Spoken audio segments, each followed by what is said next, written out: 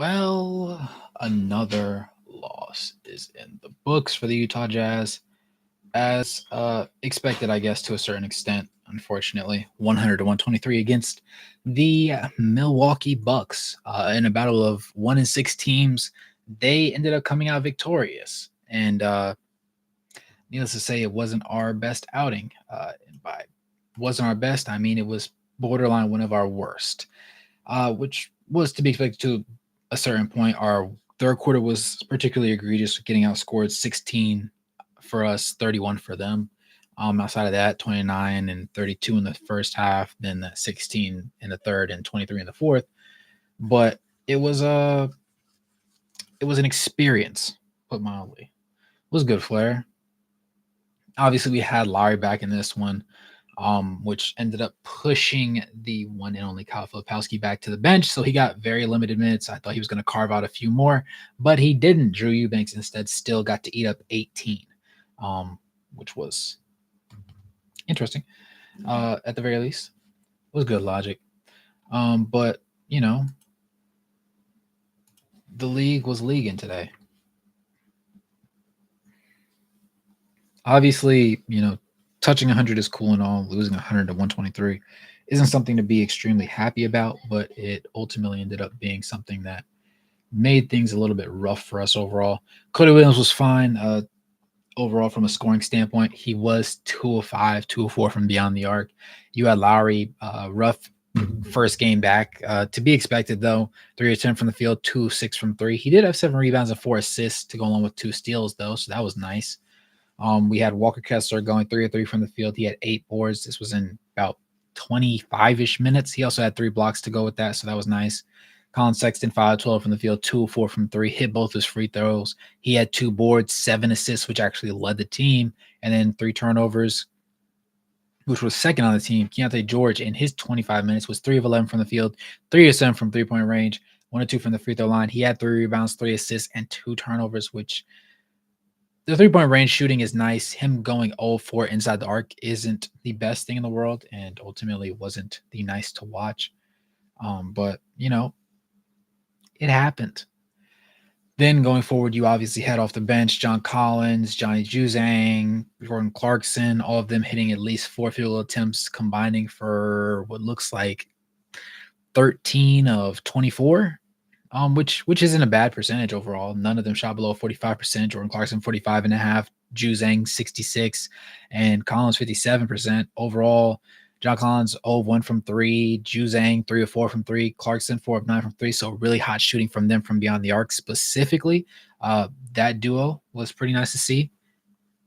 And then they hit all 8 of the free throws that they attempted between the 3 of them.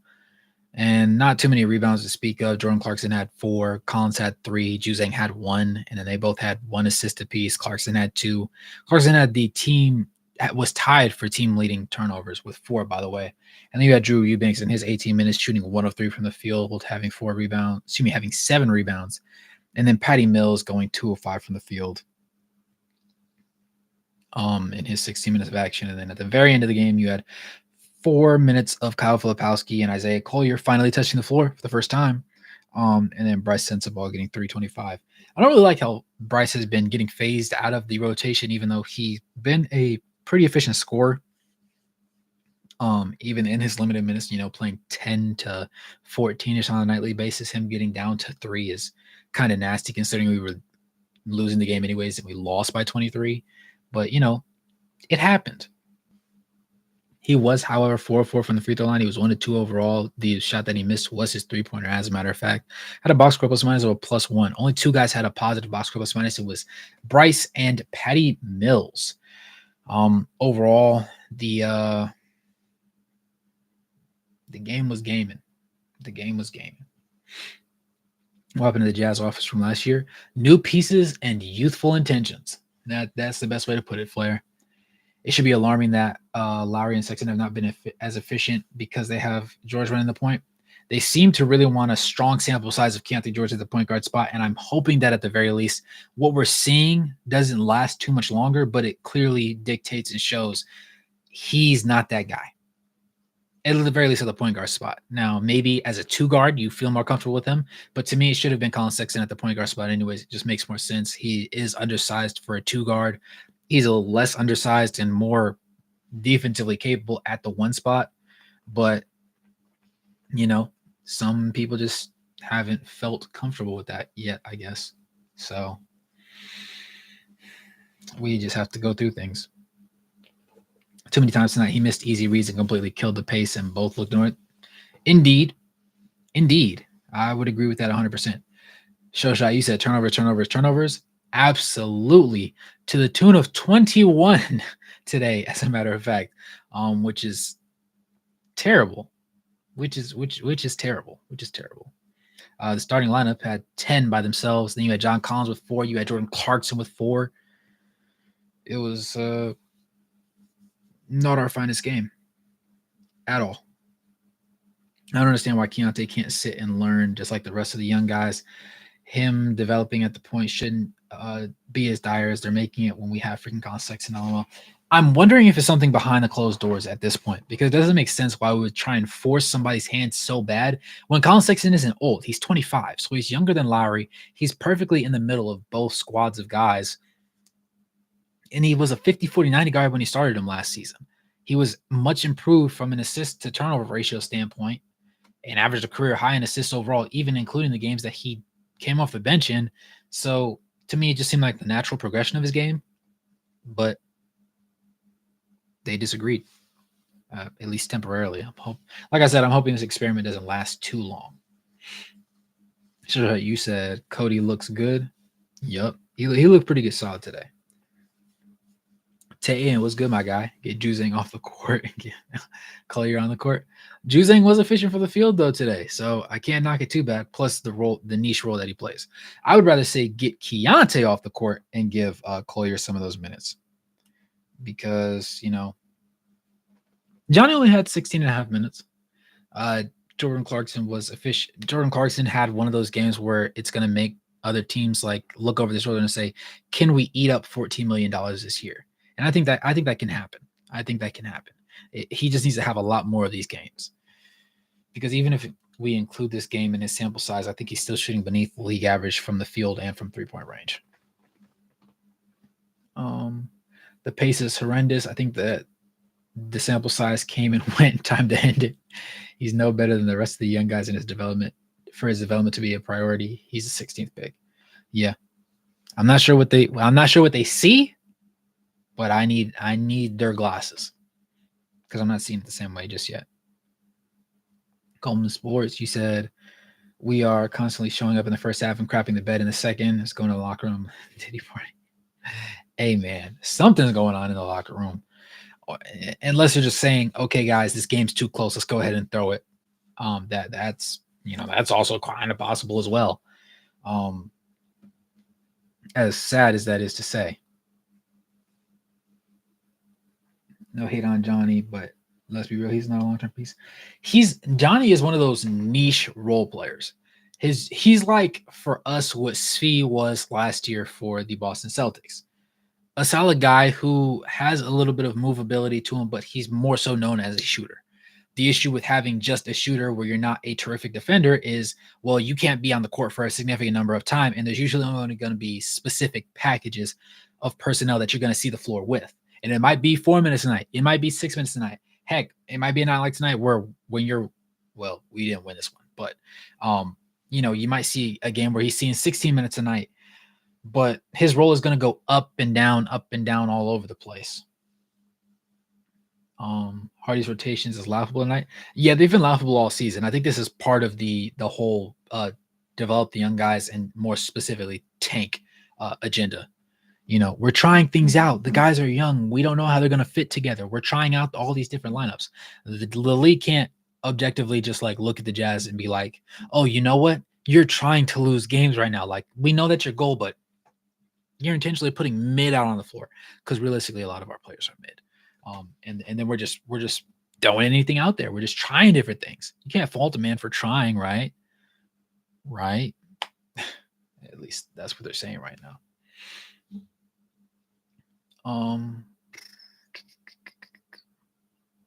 Johnny's okay, actually. Great shooter. But that's still, yeah, that's really it.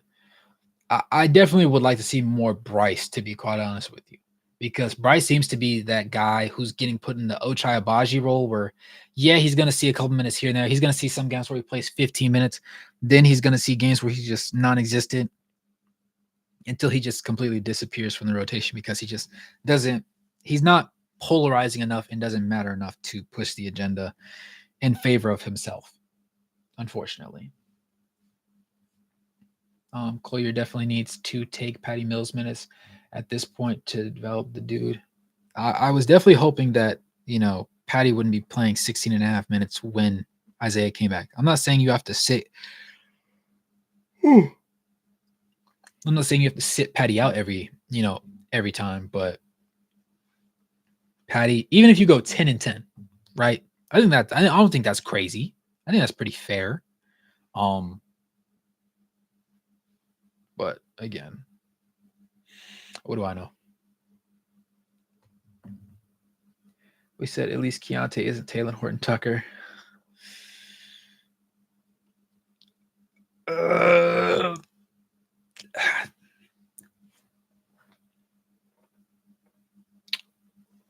THT was just slightly less turnover prone and didn't shoot nearly as many shots.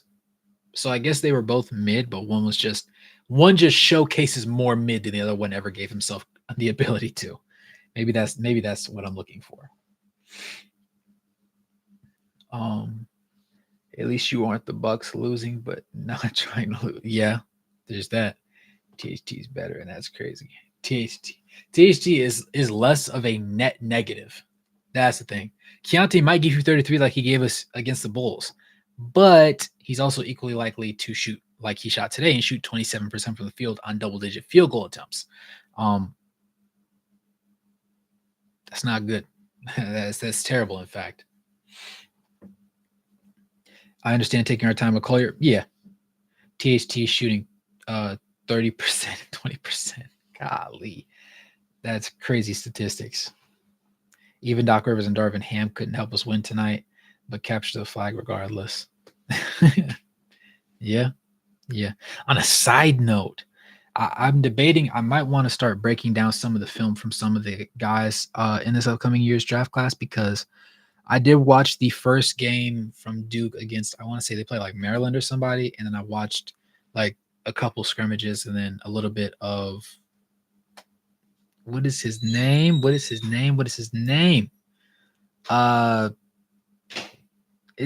it Ace Bailey? I feel like I'm saying the wrong thing. I feel like I'm mixing two people's names together. It's not VJ Edgecombe. It's not Traore. Ace Bailey. Yeah. I don't know why my brain just blanked out like that. But yeah. And I love watching him play basketball. It just makes me smile a little bit. Yeah, that BYU boy. He hooping. And him in interviews is hilarious. Low key. So far. It could change, but I like what I'm seeing from them so far. George ain't shooting no better. Bottom line is it ain't worked long. Yeah. It's fair to say Warriors over Jazz now. Yes, Flary, you can have your cake and eat it too. Your Warriors are shooting lovely. I knew that Buddy Hield was going to be an upgrade on Klay Thompson, but I did not expect the chemistry of the rest of those guys to carry them to a serious start like this in the regular season. I didn't see it coming. You got it. We said could be slowly bringing Collier in because of injury. Yeah. Keontae needs to go to the hole. Yeah, he does. A lot more. I want Harper, a true point guard. BYU kid looks great. Ace. Me personally, if I don't know who the rest of the people are going to be on my team, give me Ace. With the way the Utah Jazz are built and constructed right now, it makes more sense to get Cooper because Walker Kessler's playing like he likes basketball. He's playing like if he doesn't play, somebody's gonna kill the person that he loves the most. Like he's in a John Wick film where somebody's about to kill his dog. He's hooping. And he's not getting as many shot attempts as I think he should. This game he only had 3, but I think he's playing enough up to standard to make you say it might be a conversation. You know what I'm saying? Plus, we just need a reliable wing. Because in my mind, Colin Sexton is my 1, Larry Markkinen is my 4, 3, 4, Walker at the 5. Then you have stuff to play with at the 2 and the 3, right? If Keontae George was more efficient, you could argue him at the 2. It would make sense. But he's so incredibly inefficient, it makes me want to go Bryce Sensabaugh. And Bryce Sensabaugh is slightly more negative defensively. So getting Cooper Flag, slotting him at the 2 would be lovely. Slotting him. If we had a healthy Taylor Hendricks, an efficient shooting Taylor Hendricks, I will go Sexton, Coop, Lowry, Hendricks, Kessler. And it won't win you 60 games, but it would definitely, it would definitely be fun to watch and genuinely good basketball to watch, because then we would have some more cemented rotations and things would look a lot more interesting. Trade for Cade Cunningham. Just had a triple double. I'm not gonna lie. If they would come off of Cade and it would cost us Keontae George, we throw in Jordan Clarkson, they wouldn't push the envelope any, but we throw in Jordan Clarkson, and then one of our first round picks from this year. We'll give them our second highest draft pick this year, right? Not our highest, and we won't do them dirty and say get the worst. But if they're willing to take on Jordan Clarkson and clear us off the books of that, take Keontae George off our hands, maybe they can rehab him. I don't know. I don't know if the Pistons can rehab anybody, but who's to say, And then we give up a first round pick just because, obviously Cade Cunningham is a better point guard and just overall NBA player than Keontae George at this point. I would love that. I wouldn't want to give up 2 of our first round picks this year. That would kind of perturb me, but you never know. You never know. I would definitely be interested to hear some mock trade ideas about that, though, because Cade Cunningham, yeah, that man Cade been hooping in basketball purgatory for way too long. It's time somebody saved him. Given how many draft picks we have, we could get both. Yes, it really just depends on the placement of our back two. To be honest, I think that we have some really, really good odds overall, though. We only have 27 picks. The only person with more picks than us is the Thunder, because nobody forced them to give any up this offseason. Will the Jazz shop anyone for assets at this deadline other than Lowry? Should they shop? I would be willing to shop Keontae George right now. He's not shooting well enough. I wish he was shooting a little bit better so he could garner more value. But obviously, if you can get anybody to bite on John Collins, you should be tempted to ship him. I don't care if they say, we'll give you a second round pick. Boom, sold. Because he's been in the trade rumors too long. He's not a bad player. He's just not enough for the value that he's taking on. And if you could ship out Jordan Clarkson as well because of his inefficiency, that would open up the floodgates. You would obviously have minutes for Bryce Sensabaugh, Kyle Filipowski, Isaiah Collier. And then Patty Mills and Drew Eubanks can go to the role that they're supposed to be, which is veteran leaders, not combining for 34 minutes of action. Please give that to some of my young guys. I want to see more from them. But, neither here nor there. We said, I've heard Kessler too, but we shut down the Lakers. They were D'Lo and 2 first. Yeah, I saw that one. Made sense. Really just showed how much improvement Kessler has shown from an effort standpoint alone. Even I would trade Clarkson. Yeah, I would too. If I could. He's a lot easier to move than John Collins. The issue is he was literally so bad from a shooting standpoint last year, and that's what he's known for doing, that it made him lose a lot of value. That was the only thing. Piston future shit, so they should give us Cade. I'd be more than happy to give them JC Keontae 2 first. Yeah, for sure. Keontae's off limits? Oh, you're saying in the eyes of our front office, unfortunately. Back to capturing the flag. Yes, indeed, Spence. By the way, I saw that interview, man. You did a damn good job. I enjoyed it thoroughly. Very insightful, by the way. It's a good watch. But yeah, right back to our regularly scheduled program. Mid, and more mid. That's what we put on display today. And we're now down to 1-7 over the course of a season. If we're 8 games in, so if we multiply this by 10, that would put us at 10-70. And let's say we win the last 2 games, 12, and we're on pace for like 11 wins maybe right now, which is nasty, but effective. We have a bazillion first week spare too. Yeah. If we only give one and don't get the deal, Sexton will walk. So think the second pick is a way to keep Sexton on the roster. Awesome. Yeah, I can see that. Ship John with Keontae. If anybody will, that's why I said if anybody will take John Collins, I will gladly send him their way. Because I think he's getting paid $24-25 million right now. And while he's not playing bad, it's just not worth $24-25 million. Put simply.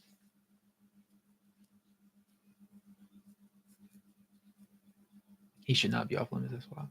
I think he was saying that Danny Ainge and them basically said that he's off limits, not so much that he would want him to be off limits. Because his play definitely isn't inspiring of an off limits kind of player. Jazz can't be this obsessed with him. I hope it's a method to this Keontae madness. I hope I get proven wrong. This is one of the only basketball takes where I hope I get proven wrong. Because right now, Keontae George as our de facto point guard is just not cutting it. It doesn't look good. It doesn't look appeasing. There's never a 4, 5, 6 minute stretch of the game where I'm like, he's controlling the floor. He's controlling the pace. He seems to be he's in the driver's seat of this offense. I don't think that when I watch him run the point guard spot, with all due respect, of course. Kid is better than Keontae and will ever be 99% of use versus Keontae turns 0.5% of the time. I can see that. I trade a lot for Cade Cunningham. Duo of Lowry and Cade will go crazy. Yeah. The Jazz don't like to trade unless they're scamming, basically. Makes rebuilding harder. Yup. Not to mention that a lot of guys just, quite frankly, don't want to come to Utah unless they start the career in Utah. Got to give them a taste of that life beforehand. Business front office is so gullible right now. They are so desperate to improve. Yeah. They are so active in the trade market last year, giving up everything for Bowen and Fontecchio. It was crazy. Yeah, and then they're not even probably using Fontecchio. Like at the end of that season, it looked like they were really going after it, but then this year so far, they have not been giving him the same free reign. Maybe it's because everybody's healthy and stuff like that, and you have more young guys and everything, but just something I noticed. So we can offer them a mediocre package, and they will take it because they're dominated. They even look a little good. It wouldn't surprise me. Just wanted to go on record. If some of y'all said my team should rebuild, I legit think we know my team too good. I even predicted us being very good defense in the league. Yeah, the Warriors defense has been surprisingly good, like actually concerningly. So I don't actually know how to put it into context because it was something that I didn't think was going to happen. And then it happened. So there's that,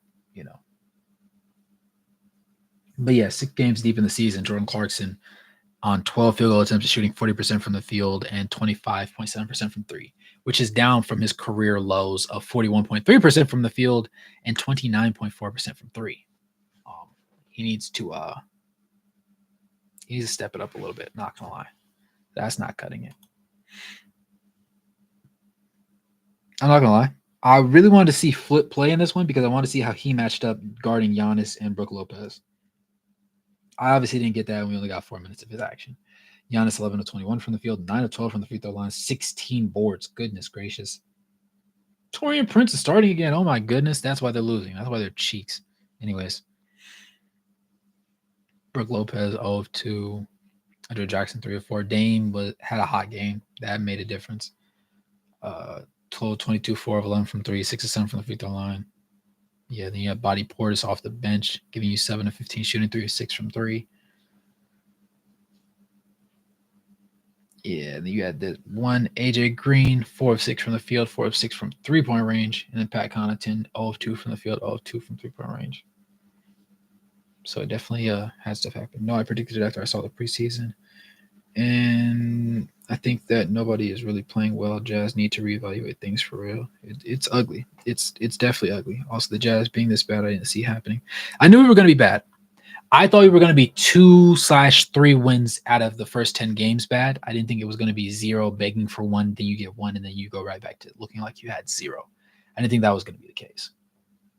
I mean, the Pistons would love our 2027 Lakers pick, given that at this rate, yeah. Players aren't completely bought in because it's really no direction like tonight. Will Hardy did the opposite of what they claimed they'd be doing in the beginning of the season. Yeah. There's a whole lot of soul searching going on. 6 first and second year players. Yeah. Overall, there's nothing too crazy for us to cover in this one. I know this is my first one back talking about it. 1-7 is crazy, dog. 1-7 is effing crazy.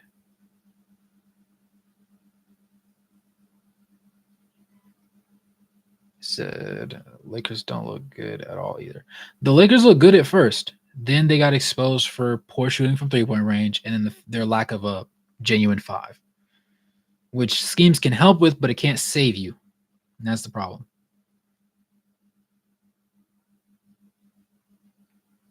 Young guys with the Jordan and George show. Yeah. Either replace Will with Danny. Same old mid Lakers. It's rearing its ugly head again. Trying to find a positive for this game. I mean, I guess Jordan Clarkson shooting well and Johnny. That's really it. And then obviously, like I said, Cody Williams in his 25 minutes of action. Lowry's inefficiency, I don't think it'll stay. I think next game he'll bounce back, but it is something to keep an eye on. And then Sexton shooting 41% because of that finger that's busted. But not the worst thing we've ever seen. Any quick questions, thoughts, or ideas for me to touch base on before we get out of here? I know we have losses. Everybody has work in the morning, like always. Didn't want to take up too much of you lovely gentlemen's time, but yeah. He said the Lakers get swept by the Nuggets this year. That's if they see the Nuggets. They might not see the Nuggets, if you get what I'm saying. I would say I still wouldn't trade the Lakers for D'Lo. Yeah, I don't want D'Lo on this roster. No, absolutely not. The consistency just isn't quite there. In the 3-game streak they had, I wasn't convinced until they went on the road. Once they got on the road and looked really good, I was going to call them legit 1-4. Not hard load trip is insane. Yeah, that's fair. FD Taylor said absolutely not. Standing on business. Yep. But yeah. I don't have too much else. I know I've been struggling to stream properly, and I recorded that Kyle Filipowski video 3 separate times. Third time was in fact the charm, and I did end up getting to record it and everything like that. So I put that up. My next one, I'm debating. I'm gonna give us one more game with Lowry back, and then I'll give it 2 more games. I want a 3-game sample size after Lowry returns from injury to give us a genuine number of things that I can talk about regarding him specifically, because the channel's been struggling a little bit, and we gotta fix that. I gotta draw in some more people, show some more people some love so that they can show me some love. Man, worse than JC sometimes. Yup, it's the year Cavs make us regret trade. Nah, that would make me sick to my stomach. Not impossible though, but it would make me sick to my stomach. But any more thoughts, comments, questions, complaints?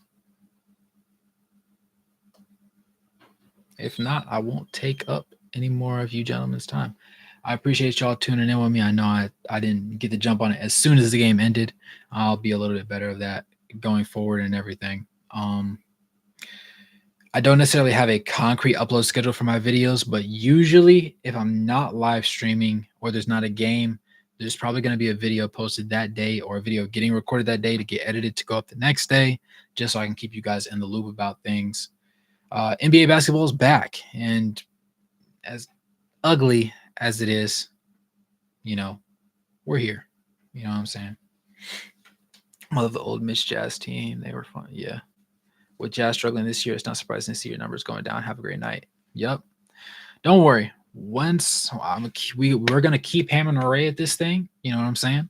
We're gonna keep hammering away at this thing. And then when the Jazz finally make their triumphant return to the big screen and everybody's wondering what's going on with the Jazz, they'll come right here and they'll be joining us. Us, all 10 of us. You know what I'm saying?